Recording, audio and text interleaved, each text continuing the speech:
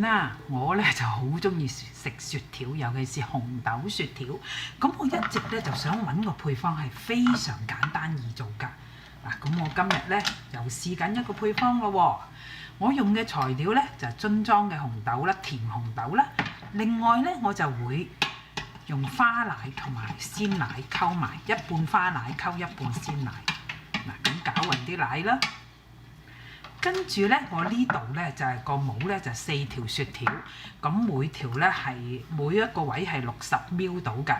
咁我用60ml花奶溝60ml嘅鮮奶，然後咧啲紅豆咧我就每個落2湯匙。嗱，每個咧加入2湯匙嘅紅豆啦，咁就連埋一糖水一齊落，咁整出嚟嘅雪條咧自然就會甜咯喎。我就加入呢一個花奶同埋鮮奶嘅 mixture 啦，即係溝勻嘅混合奶啦。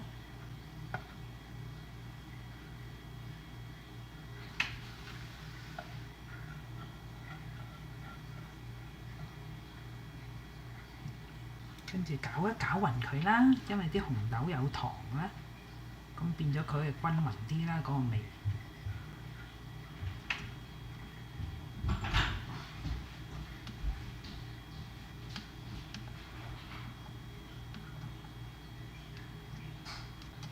嗱，好啦，攪勻咗之後咧，我哋就擺翻落去咯喎，然後擺入去冰箱。